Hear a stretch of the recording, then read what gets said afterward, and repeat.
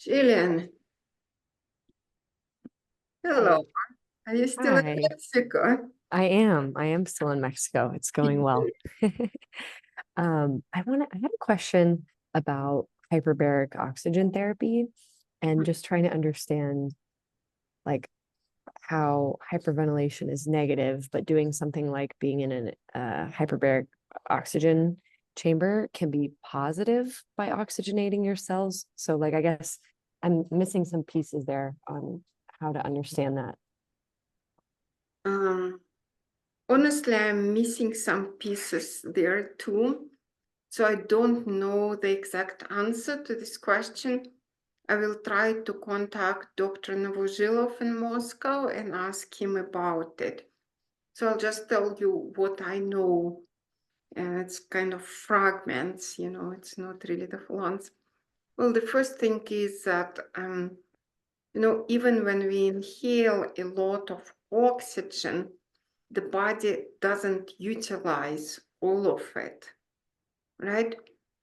I never been in that chamber, by the way, so I don't know exactly how it works, whether people are surrounded by oxygen-rich air, and I think that they're inhaling oxygen-rich air, right?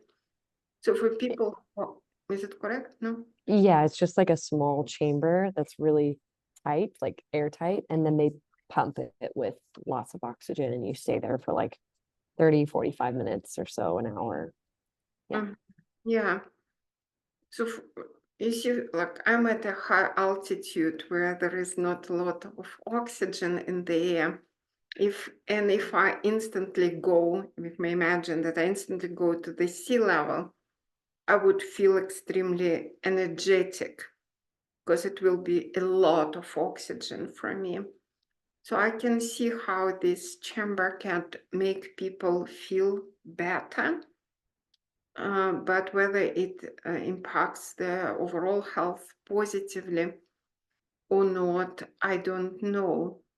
So many people who live in high oxygen areas, such as close to an ocean, they're still not well and their bodies still experience oxygen starvation.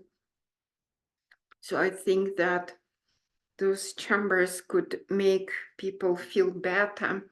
But if a person doesn't know how to practice healthy breathing, it's not going to create a significant impact on their health. Yeah, I was curious in my case when I experimented with it, I did feel more energy, which was impressive because I always have a lot of energy, but so what it's used for, my understanding is like a lot of times, at least in South America, they have them in plastic surgery centers because there's so much plastic surgery. So like people will use the HBOT chamber to cut their healing time, supposedly like by 40%. So they are recovering from surgeries faster.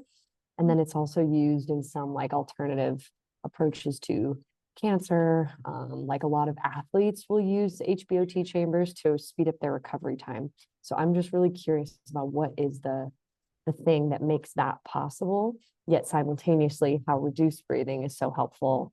Yeah, I just like have some missing pieces. So I'd be interested to know what's the story there, or is it that the chamber is actually only doing short-term good for people? I don't know. I just, yeah, a lot of questions. Well, all of us together are still developing this method because it's an ongoing process.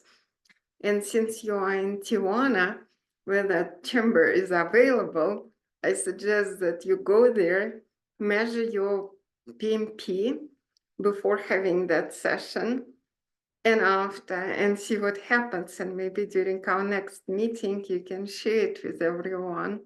That's a good idea. Yeah, I like being a guinea pig. So I know there's a chamber right near the office, so I'll go ask them about it. Yeah, thanks. Thank you.